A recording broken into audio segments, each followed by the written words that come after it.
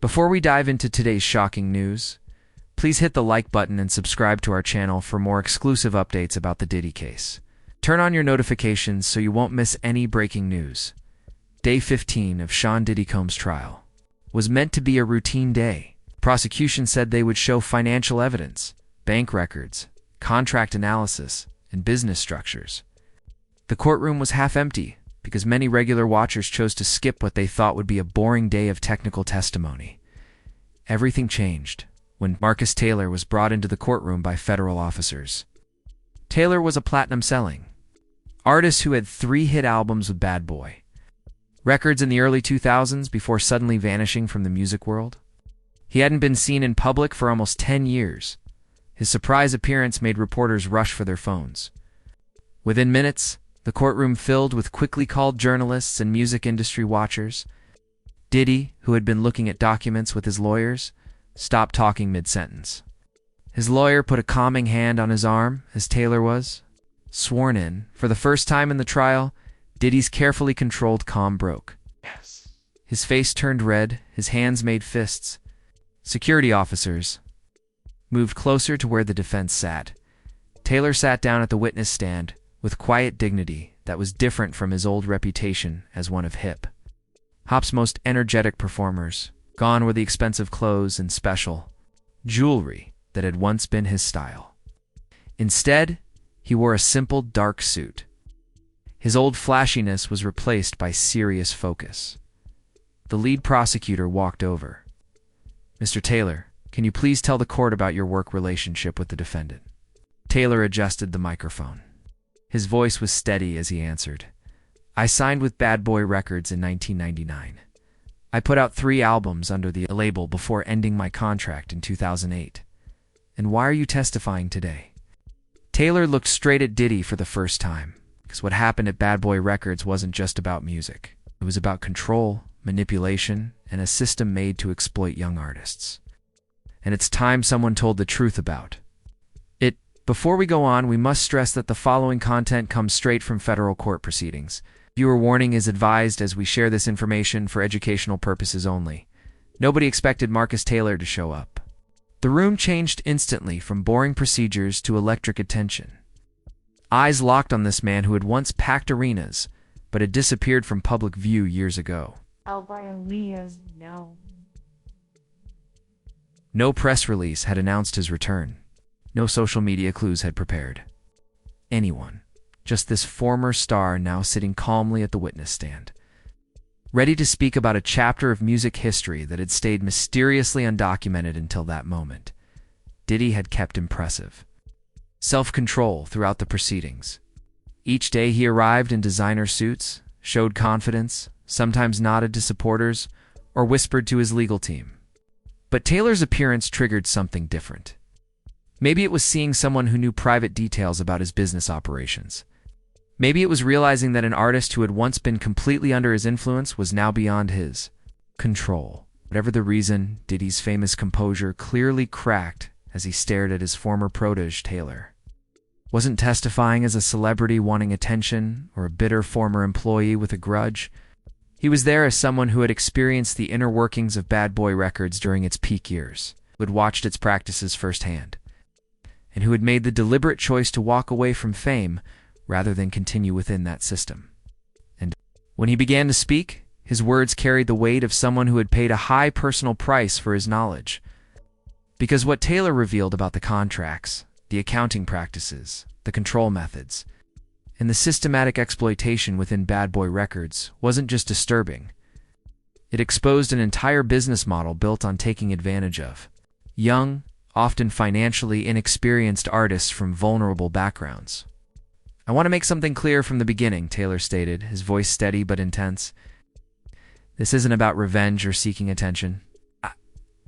I've deliberately stayed away from the spotlight for years. I'm here because recent allegations against Mr. Combs reflect patterns I've witnessed throughout my time at Bad Boy Records, patterns that affected numerous artists, including myself." The judge nodded, allowing him to continue. The jury seemed captivated by this unexpected witness.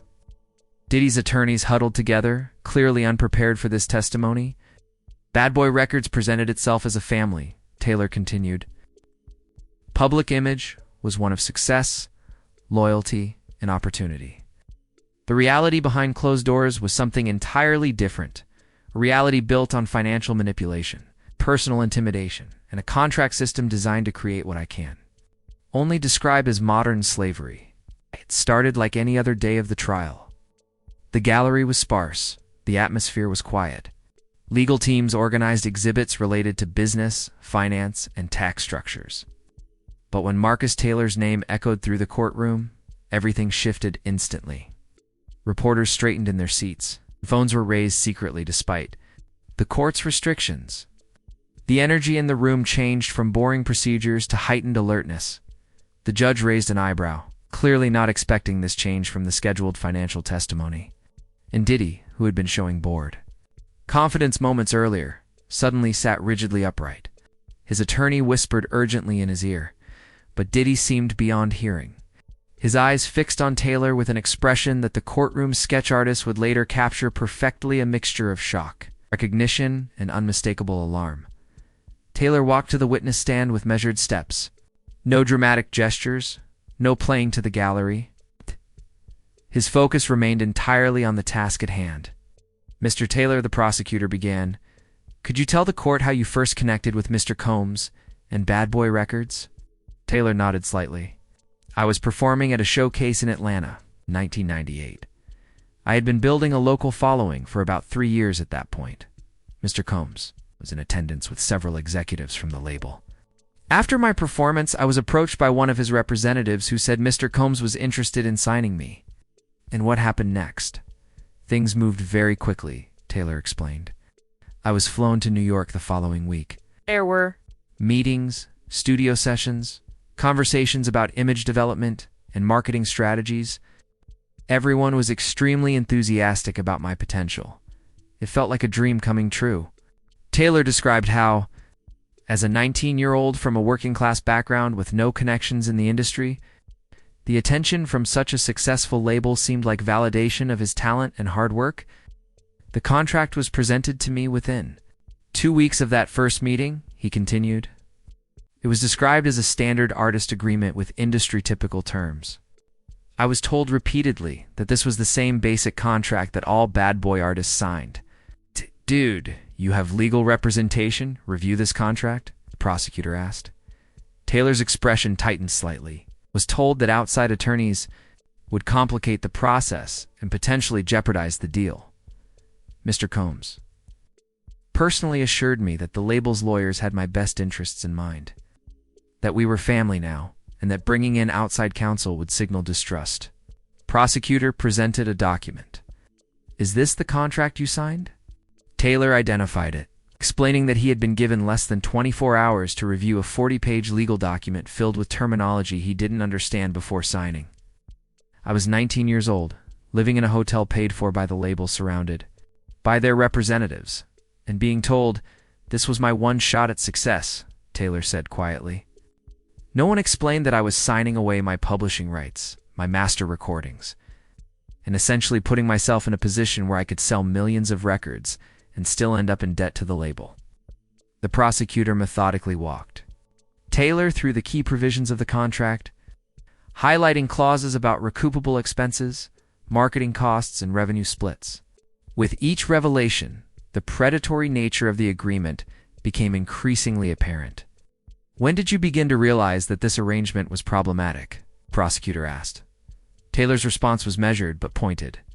"After my first album went platinum, I should have been financially secure. Instead, I was told I still owed the label over $1 million. I need to be very clear about something," Taylor said, his voice steady but intense. "I've sold millions of records. Had #1 singles. I've performed for sold-out crowds around the world. But financially, for years, I lived paycheck to paycheck, dependent on whatever advances the label decided to provide." He glanced briefly at Diddy before continuing. "Because no matter how successful my music became, the accounting always showed that I owed more." Taylor explained that his debut album sold over 2 million copies and produced 3 hit singles. By conventional understanding, this should have generated substantial royalties. "When I asked to see detailed accounting, I was initially told it was being processed, Then I was told it was too complex for me to understand. Finally, I was handed a statement showing that despite the album's success, I had only paid off a fraction of my supposed debt to the label. The prosecutor displayed a financial statement on the courtroom screen. "Is this the document you received?" Taylor confirmed it was, pointing out the extensive list of recoupable expenses. Studio time charged at rates far above industry standards.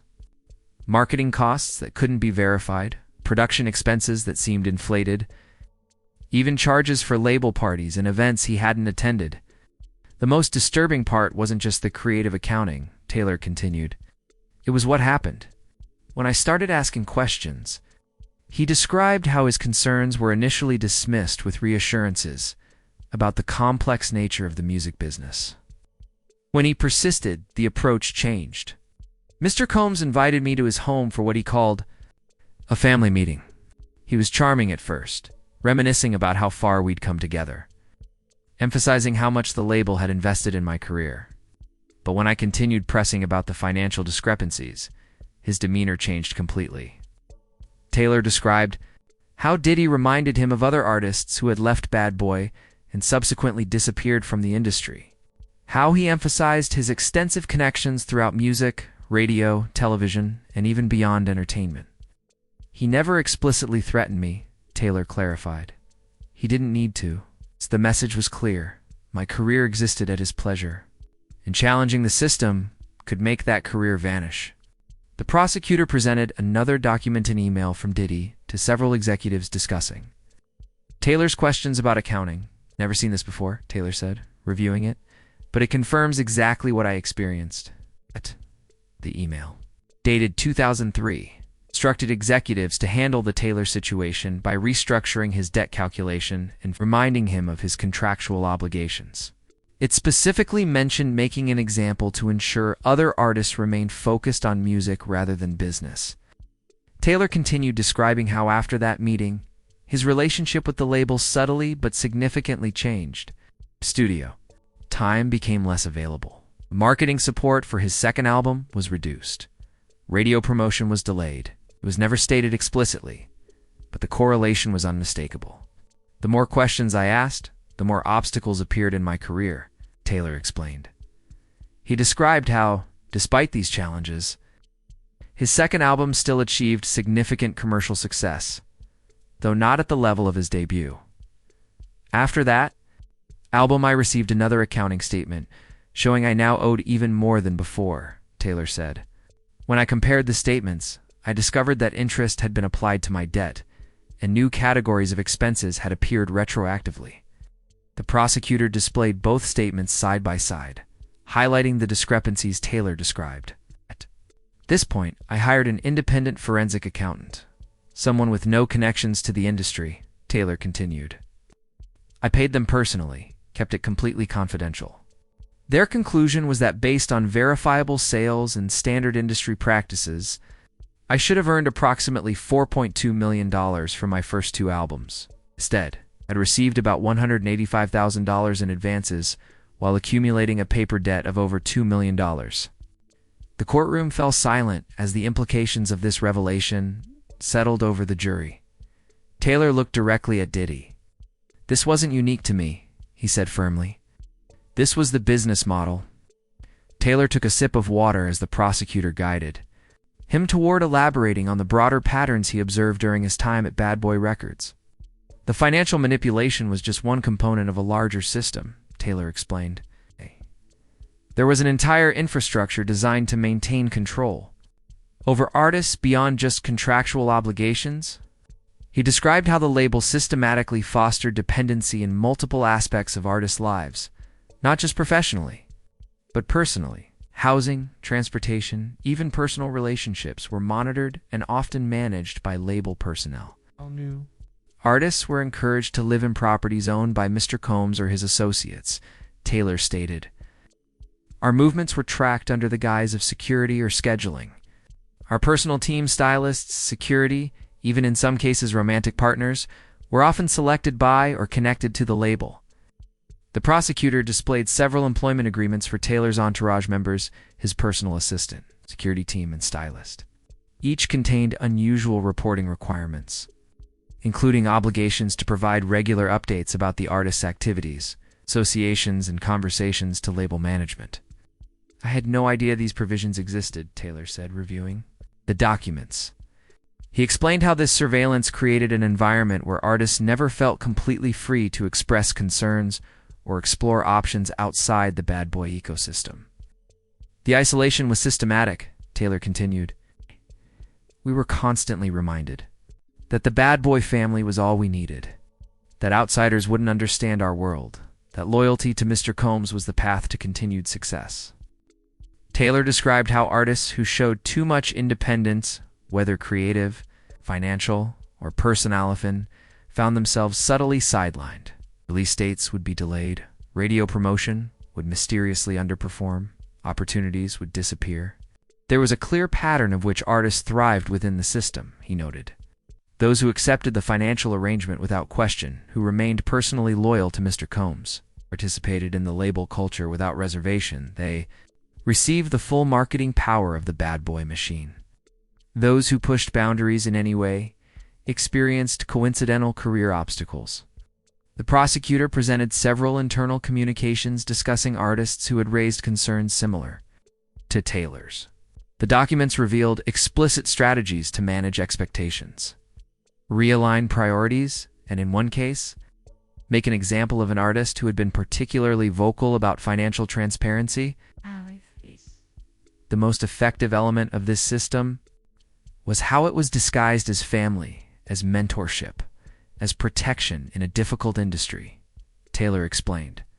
Mr. Combs presented himself as both father figure and business visionary. He emphasized how he was shielding us from industry predators, how his tough approach was preparing us for the realities of the music business. Framing made it particularly difficult for young artists to recognize the manipulation.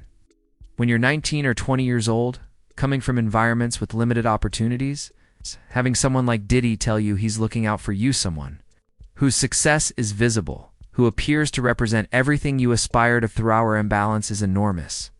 Questioning his methods feels like ingratitude, like failing to respect someone who gave you a chance.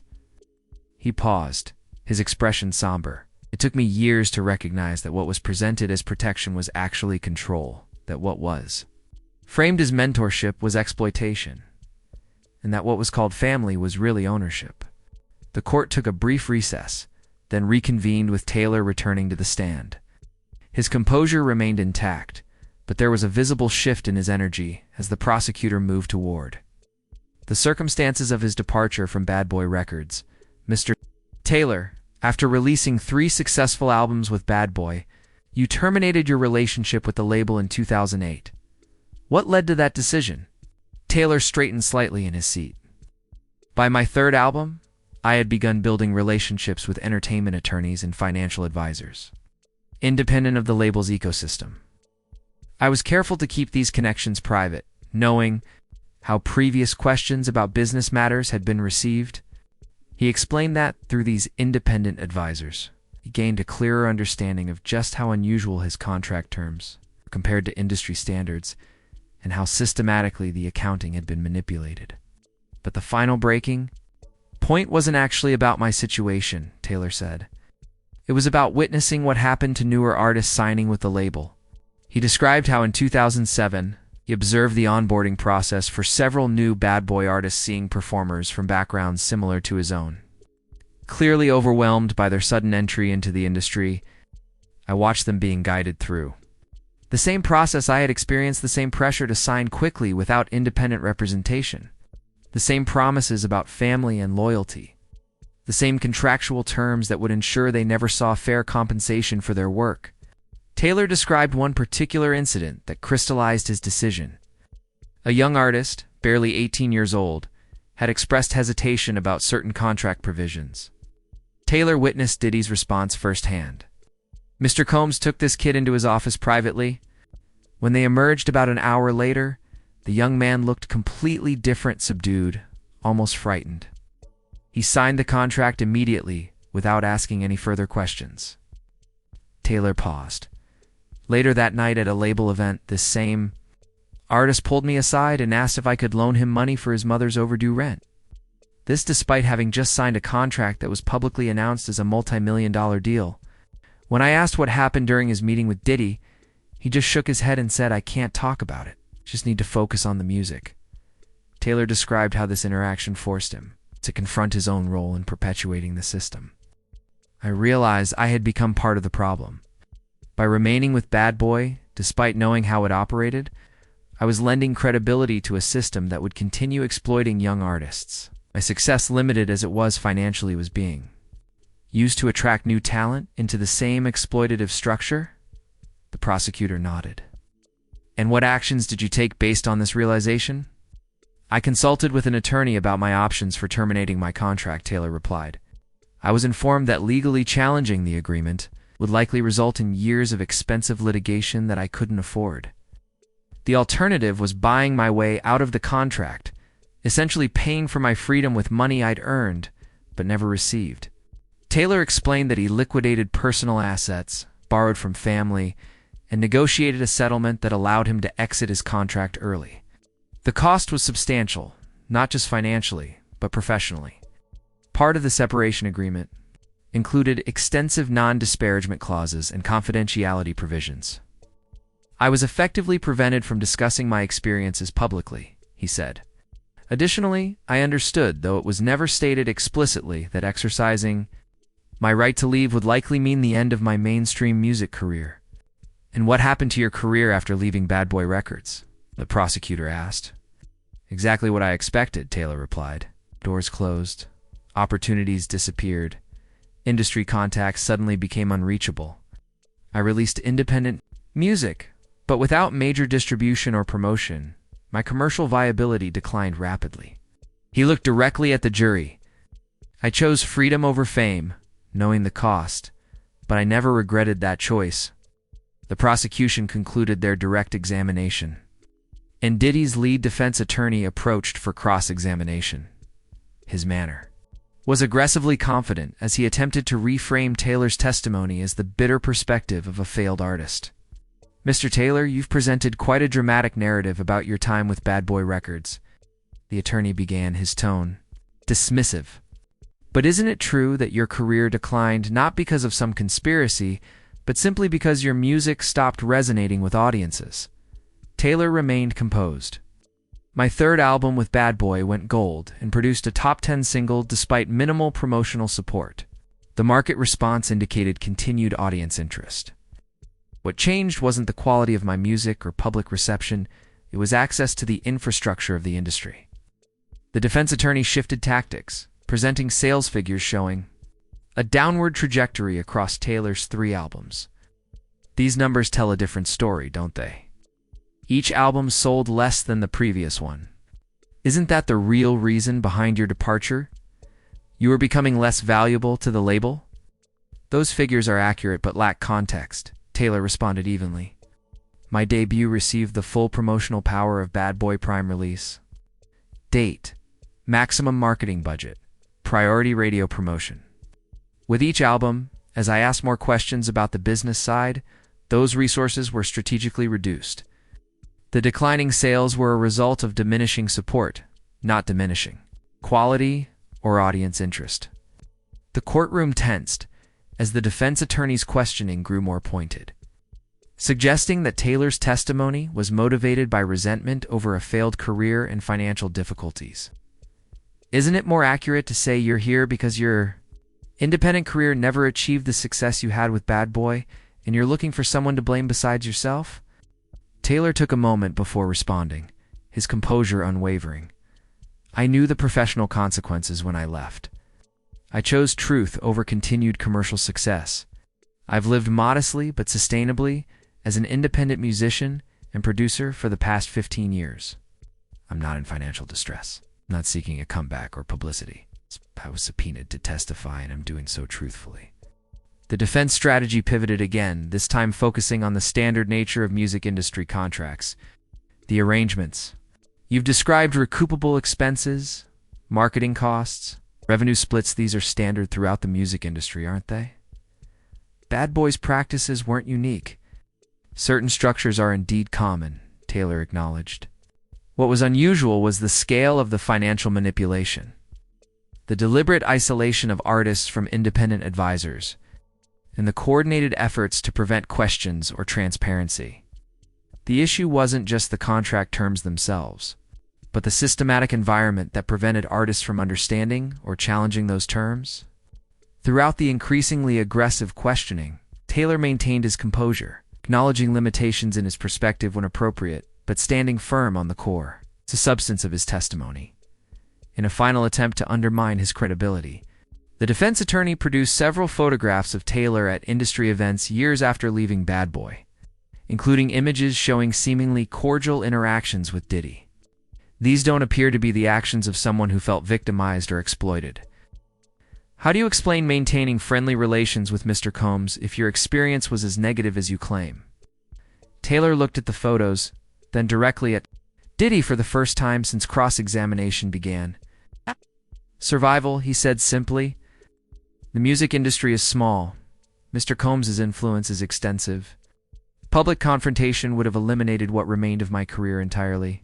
Those photos show a professional understanding that certain appearances needed to be maintained regardless of private realities. He continued, his voice steady, but more importantly, those photos show something else. They show the power imbalance. That defined my entire relationship with Bad Boy Records. Even years after leaving, even after fulfilling all contractual obligations and paying for my contractual freedom, I still had to navigate around Mr. Combs' influence, still had to manage his perception of me to protect what remained of my career. Taylor turned back to the defense attorney. That reality, the need to maintain appearances with someone who exploited you because their power over your livelihood extends far beyond any formal business relationship, that is precisely what this case is about. The defense had no further questions when Marcus Taylor finally stepped down from the witness stand after more than 4 hours of testimony. The courtroom atmosphere had transformed entirely. What had begun as a procedural day focused on financial documentation had become perhaps the most significant session of the entire trial. Diddy sat rigid at the defense table, his usually expressive face now locked in a mask of controlled tension. His legal team huddled in urgent consultation, their concern evident in their hurried whispers and troubled expressions. For the first time in the proceedings, the defense appeared genuinely shaken. The prosecution had achieved a crucial breakthrough testimony that connected individual allegations into a coherent business practice, explained through the authentic voice of someone who had experienced it directly. Taylor hadn't just shared his personal grievances. He had methodically exposed the operational mechanics of exploitation that allegedly defined Bad Boy Records' approach to artist management. Outside the courthouse, reaction was immediate and intense. Music industry publications issued breaking news alerts. Social media platforms filled with clips from courtroom sketches and commentary from legal analysts. Former Bad Boy artists were suddenly inundated with interview requests, their previously dismissed complaints now viewed through a new lens of credibility. Taylor himself left through a side entrance, declining to make any statements to the assembled press. His attorney issued only a brief comment. Mr. Taylor testified truthfully to facts within his personal knowledge. He has no further public comment at this time. The impact within the music industry was seismic. Entertainment attorneys reported receiving calls from artists seeking contract reviews. Several major labels released statements affirming their commitment to financial transparency and artist advocacy. Industry organizations announced plans for educational initiatives focused on helping new artists understand their contractual rights. Most significantly, other former Bad Boy artists began coming forward, some publicly, others through anonymous statements through attorneys. Many echoed Taylor's descriptions of financial manipulation, systematic control, and professional retaliation for questioning the established order. For Diddy, the strategic challenge was unprecedented. Unlike allegations that could be dismissed as personal vendettas or isolated incidents, Taylor's testimony had exposed systematic business practices documented in Bad Boy's own records. Financial statements, contractual language, and internal communications now took on new significance as potential evidence of deliberate exploitation rather than standard industry practice. Legal experts noted that the implications extended beyond the current charges. What we heard today potentially opens the door to civil litigation from numerous former artists. One entertainment attorney commented to Waiting Cameras, "The statute of limitations for fraud can be extended when evidence suggests deliberate concealment of financial information, which is precisely what this testimony alleged." As day 15 of the trial concluded, the judge issued additional instructions to the jury about evaluating expert testimony regarding industry practices, suggesting that Taylor's account had significantly altered the framework through which the case would be evaluated.